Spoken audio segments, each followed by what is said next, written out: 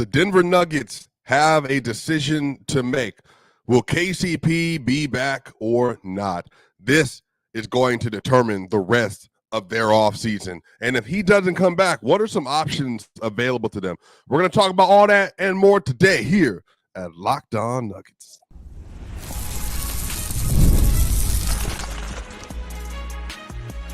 You are Locked On Nuggets, your daily Denver Nuggets podcast.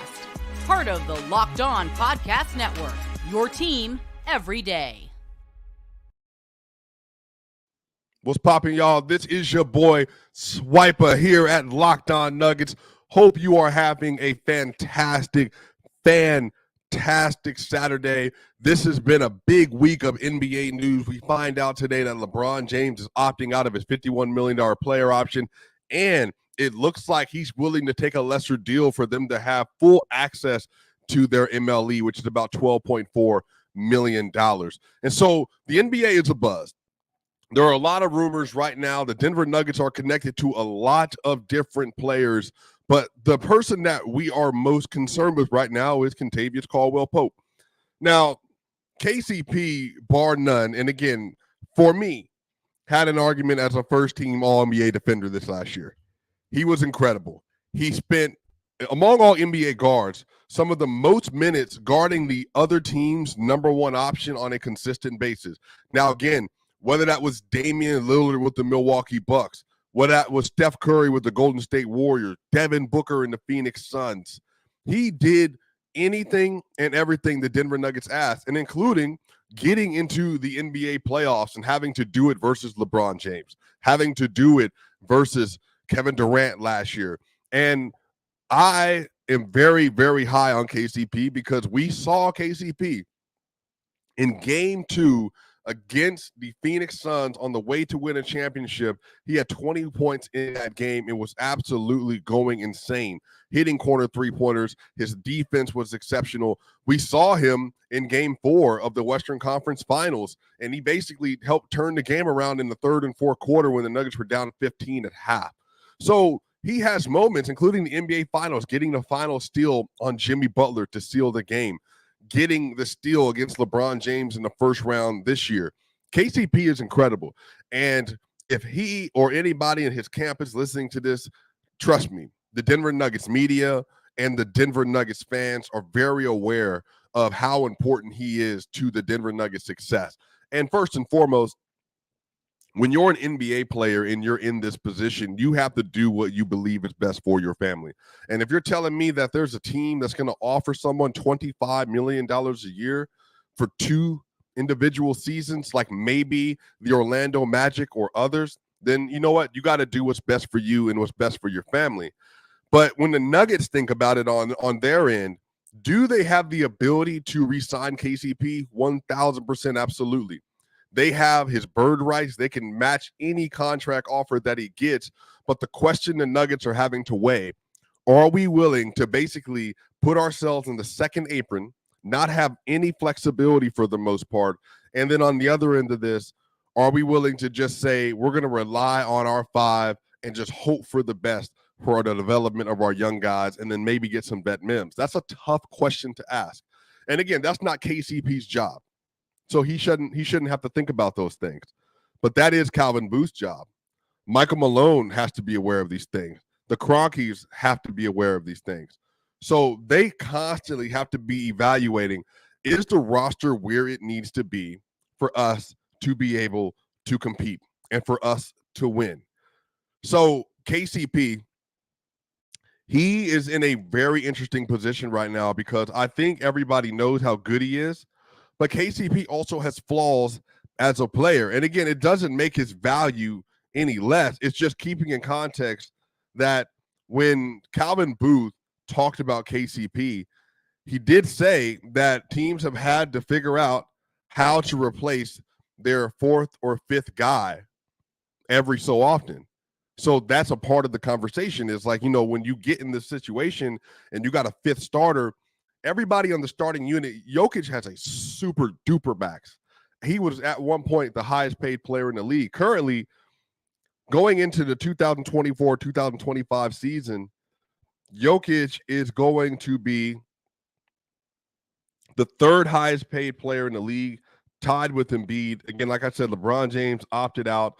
Steph Curry is going to be making $55.7 million this next season. Kawhi Leonard, 52.3. And then Jokic, 51.4. Embiid, 51.4. LeBron James, 51.4. Kevin Durant, 51.1. And then you got Bradley Beal at 50, Devin Booker at 49.7, Jaylen Brown at 49.7, and then Karl Anthony Towns at 49.2. So the NBA is getting more expensive because the players at the top are taking up so much money. But again, you're completely fine with that because they deserve all that bread. 1,000%, not even a question.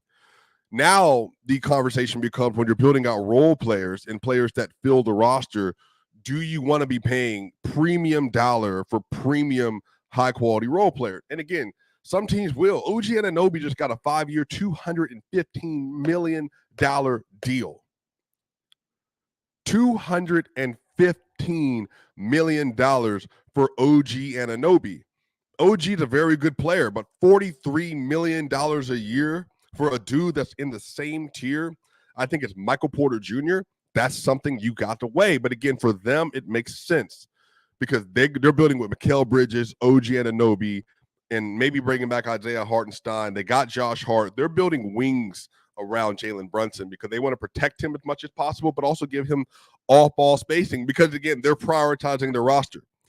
So for the Nuggets now, on the other end, is KCP going forward the best player to put around their main option, the best player in the world in Nikola Jokic? Now, I can make an argument that, yes, I think that's clear. Jokic obviously is not the best defender in the world, so therefore you need players that can screen chase, navigate, play off ball, rotate, work in the post, and even be a help side defender at times to stop the ball before it gets to the basket when the Nuggets are hedging. And KCP literally does that perfectly. He plays passing lanes perfectly. He is literally an apex defender. He's incredible. And again, if you're asking me among guards, Caruso, Drew Holiday, Derek White, say they're better, but I would make an argument among guards. He is right in that next tier of the conversation because the numbers bear it out as well. But now we're in a situation, like I said, where the Nuggets are just going to have to say, are we willing to pay up to $25 million a year for KCP as our fifth starter? And Aaron Gordon's going to get re-up, and I would be willing to bet. AG just saw OG Anunoby get $215. And OG doesn't even finish the season sometimes. So if OG Anunoby is getting that kind of money, boy, Aaron Gordon is about to get a bag.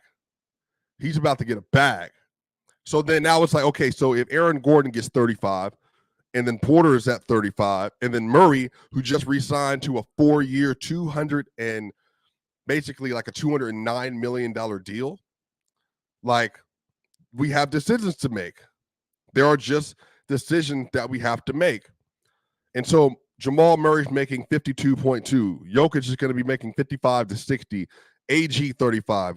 MPJ 35. Can we pay 25 to KCP? I am more than willing.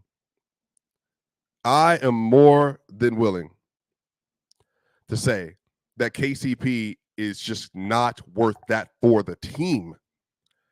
But I think his skill set is invaluable. And so we're in a situation now where I think KCP is looking at the market. Grayson Allen just got a 4-year $90 million or 4-year $70 million deal, which is 17.5. And then Malik Monk got 4-year $78 million, which is 19.5. So if you're asking me, if I'm Denver, I'm looking at this and saying, I think $21 million a year would be more than respectable, and I'd be comfortable with that. Because on the other end of this it's like, well, these are what other role players that are in the same conversation, Malik Monk and Grayson Allen, are making. Well, then KCP needs to be around that. And I think that they can and should if the number is in that framework. But then, again, understand this. We're going to talk about this on the other side because now we're going to talk about if they don't, are the Nuggets still contenders? But for now, the Nuggets can re-sign him, and I think a 3-year deal for about $63 sounds more than fair with maybe a team option on that third year. But y'all, on the other side, we're going to talk about, are the Denver Nuggets still a contender if KCP does walk, given how important he is to this team? We're going to talk about all that and more here at Locked On Nuggets.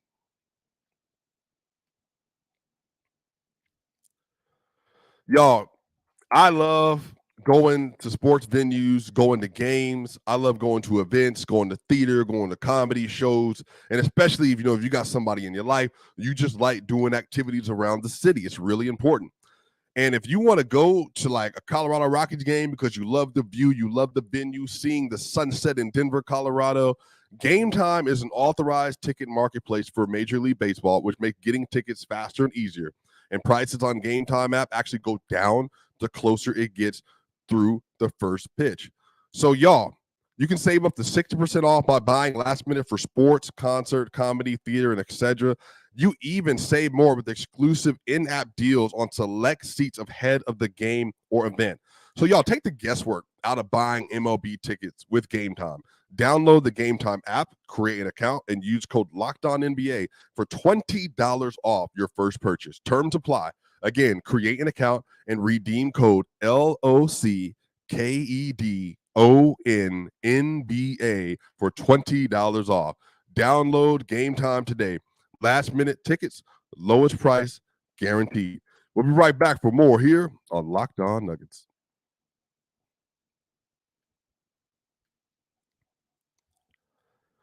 What's going on, y'all? Welcome back to Locked On Nuggets. This is your host, Swiper. This is your team every day. Shout out to y'all.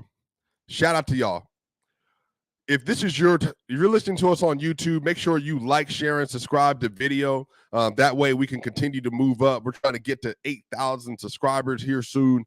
The Locked On Nuggets community on YouTube is growing. If you are on the Apple iTunes side, make sure you tap in. Give us a 5-star review. That way, more and more people can listen to some of the great content here at Locked On Nuggets between Matt Moore, Adam Mares, and myself, Swiper. Y'all, this is going to be a very, very interesting event. By the way, y'all, today our episode is brought to you by Gametime. Download the Gametime app, create an account, and use code LOCKEDONNBA for $20 off your first purchase. Terms apply. And you can use that Gametime app to go and get Denver Nuggets tickets this upcoming season for this brand new edition of the starting five, maybe. Woo, boy, y'all. So, again, can the Denver Nuggets win without KCP? Are the Denver Nuggets contenders without KCP? That is an interesting question. Let me know what y'all think in the chat. If you are on the YouTube side and you're live watching this or you're watching this after the fact, let me know in the chat. Do you think that the Denver Nuggets are still contenders if KCP is no longer on this roster? So this season, the Denver Nuggets as a starting five with Murray, Jokic, Gordon, MPJ, and KCP, they had a 125.9 offensive rating. That's insane. They had a 112.3 defensive rating. They had a plus 13.6 net rating in 958 minutes played.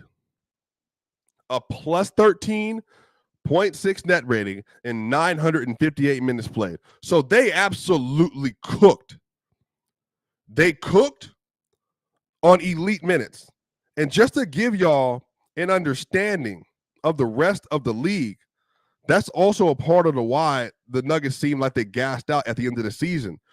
The Nuggets starters this last year played more minutes than any other team in the league by more than 150 minutes. By more than 150 minutes. They were used all the time, and yet they still were a plus 13.6, which is why somewhat they ran out of juice at the end of the season in the second round in Game 7, which was just a whole nother story. So my short answer to are they contenders without him is yes. And the reason is, and Melody is Dead brought this up. This was literally where I was about to go. Melody just said, bro, Jokic can get 55 wins with Facu and Barton. And this is the thing.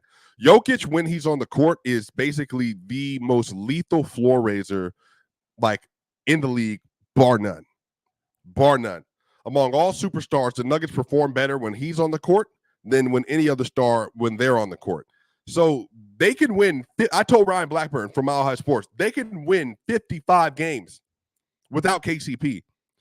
Without KCP. The question is, can they win a championship without his versatility?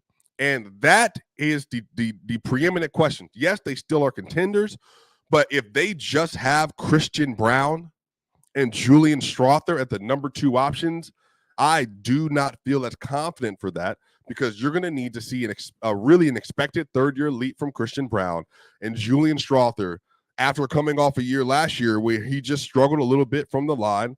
It's his rookie season. He struggled to stay healthy. So, that's a part of it. He's young. You're getting used to the NBA for the first time. But they would have to really be in a situation where Julian and Christian take several leaps this year. And last year, again, Julian Strawther, regular season numbers, which again, I get rookie year. He scored 4.5 points a game, and he shot 36.9% from the field and 29.7% from 3 on 3 attempts a game when he did play. So Julian would have to be a 40% three-point shooter. Not even close. Julian would have to improve so dramatically as a three-point shooter, because the spacing that he would have to provide is the most important thing. The most important thing.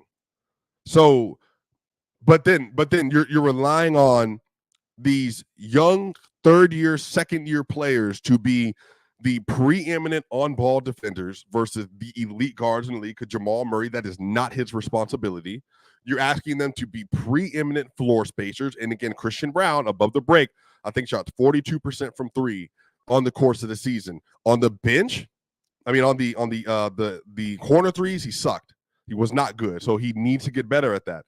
But he would have to provide real spacing. And then defensively, they would be working harder than they've ever had to work. And KCP grew into that role. Is Christian Brown prepared to be the primary defender, chasing and finishing all plays defensively at the guard position, which he could? Because we've seen Christian do really well on Anthony Edwards. We've seen Christian do really well on Kevin Durant. We've seen Christian do really well on Jimmy Butler and others. So he's big enough, he's strong enough, he's physical enough, and he's explosive enough. Again, he's 6'6". So he absolutely has the potential. But again, relying on potential, that is always going to be the question with young players. Can you rely on that potential to grow at the rate that it needs to grow in order to win? Last year, Christian Brown, 7.3 points per game, 3.7 rebounds, 1.6 assists. Now, he did shoot 46% from the field, 38.4% from 3, and 69% from the free throw line. That stuff has to get better. That stuff has to get better. So if you are telling me that there's like a leap, and again, we're going to get to this in the third segment about who are some players that if they do lose KCP can then replace KCP's value on this team. But if you're saying that Christian Brown takes a leap, that Julian Strawther becomes a more consistent and reliable floor spacer as well as has the defensive chops to be the backup too, then again, I think all of us would say, then yeah, we're comfortable with that. And again, per 100 possessions last year, Christian Brown, 18 points a game, 9 rebounds, 4 assists.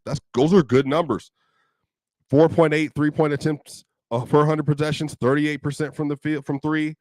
So, and even his rookie year, he shot 35%. So he's getting better. Like, he has shown that there is a level that he could get to as a 3-point shooter. I don't think he'll ever become like Grayson Allen, but Alex Caruso became a very commendable 3-point shooter last year. And now he's with the OKC Thunder. So can Christian Brown make enough steps? Oh, and then also another thing for Christian Brown is going to be his finishing. Christian Brown shot 49.8% from 2 last year. That's not good enough. He shot 66.7% from 0 to 3-point. Not good enough. He shot 33.9% from 3 to 10. Not good enough. And he was basically a 0 from mid-range. So Christian is just going to have to finish around the rim better and finish from mid-range better. And then KCP does those things, at least from the mid-range. So he's going to need to replace that kind of value because the Nuggets are going to need him to operate as a cutter. So, yes, they still will be contenders. Yes, they can still win a title if KCP lead, but it gets immeasurably harder. And now you're completely dependent on development of younger players. But on the other side of this, y'all, we're going to talk. What are some options? If KCP does leave, who are some players that the Denver Nuggets could target to replace him? All that and more in the next segment here at Locked On Nuggets.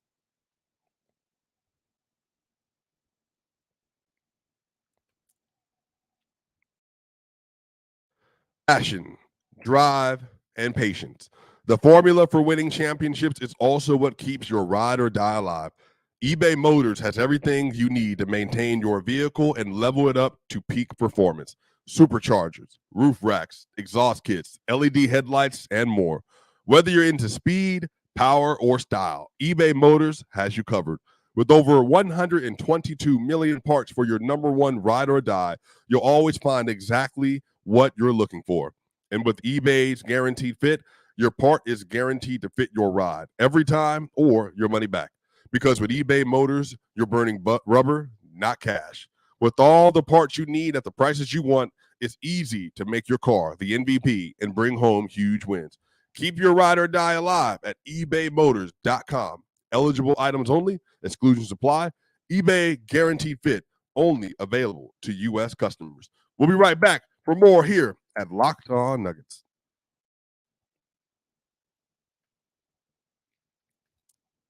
Welcome back to the final segment here at Locked On Nuggets. This is your boy Swiper. Thank y'all so much for tuning in with us today on a happy Saturday. Hope you are having a fantastic start to your day wherever you may be, or hope you had a great Saturday if you're overseas listening to this. Shout out to all my Serbian, African, and Asian listeners and everybody else that's all across the global world that let us know they listen to Locked On Nuggets all the time. Y'all, so here's where we are. If the Nuggets cannot replace KCP, what are some options that are going to be available to them this next season? So currently, the only assets the Denver Nuggets have that are truly tradable from a draft pick standpoint is a 2031 first-round pick. A 2031 first-round pick. And the contract that they most likely will be trying to move is going to be Zeke Naji's 4 years, $32 million deal that starts during the 2024-25 season. So currently, Zeke Naji is slated to make $8.8 million in this next season that's upcoming. So if the Nuggets want to upgrade, they are going to have to find ways to make it work. So currently they are underneath the luxury tax. If they were to also get off of Zeke Naji's contract very recently, they would also be under the luxury tax. And then per Ryan Blackburn, the Nuggets currently have about $170.39 million committed to 2024-25. The first luxury tax apron line is at 178.65. So Denver has about 8.26 mil in space. Now, if they trade Zeke Naji without taking on any other player, they'll be at 17.15. And then they would also then have access to the full MLE, which is about 12.8. So it really depends on how creative. It's really going to be about how creative Denver wants to be. Because if they want to, they can make a lot of room. Like big time, make a lot of room. If they really wanted to trade one of their assets, which assets meaning Peyton Watson or Christian Brown, which again, I don't think they want to do that. But if they wanted to, they could. They could trade and get assets for one of those players and then ask a team to take on Zeke Naji's contract and then outright sign a player with about 17 in room. Or on the other end of this, they can not re-sign KCP, put Christian Brown in the starting lineup, be under the luxury tax, and then trade Zeke Naji and that 2031 first-round pick for another player. But the thing is, without KCP, they will have access to the taxpayer MLE, which is about $5.2 million. The player that I have consistently talked about, the Denver Nuggets targeting, is Chris Dunn. Chris Dunn is a 6'4.5" point guard that absolutely is a lockdown defender, and that can create for himself and others. And that is a nice complementary guard to play next to Jamal Murray. And that is a screen chaser.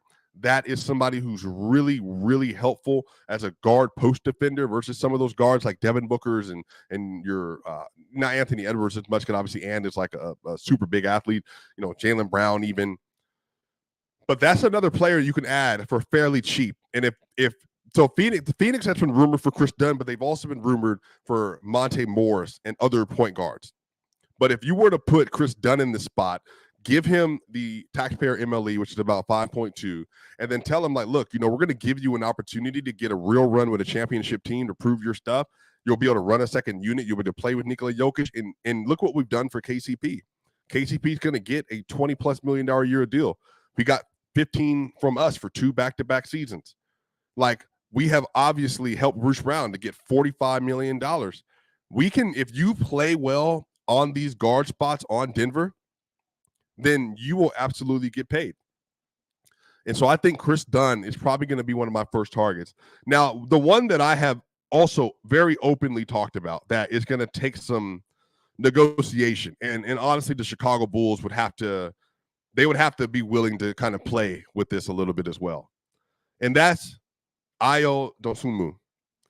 Ayo Dosunmu is about 6'4.5". He's 24 years old. He's a very good defender. He's a very good defender. He has gotten better on a yearly basis. Last year was the best year of his career just so far. 12 points a game, 3 assists, averaged 3 rebounds, shot 81% from the free throw line, had a 58.3 effective field goal percentage. He shot 40% from 3 on 3.9 attempts a game, not a volume shooter. And then he shot 56.8% from 2 on the Bulls. So that is my main target. If the Bulls just traded away Alex Caruso for Josh Giddey, they don't really have room for Ayo. Ayo is going to be behind Kobe Wright, and he's going to be behind potentially Zach LaVine if they keep him, and then also behind Josh Giddey, who they just traded for. So if I'm the Nuggets, I'm going to look at them and say, look, we're going to attach that first-round pick for you. We're going to get Ayo in our system. He has another year on his deal. And let me read to you. Let me see. So Ayo has 2 more years on his deal. The Nuggets would be paying him $7 this next season and $7.5 the season after that. And then they can re-sign him again. Ayo is 24.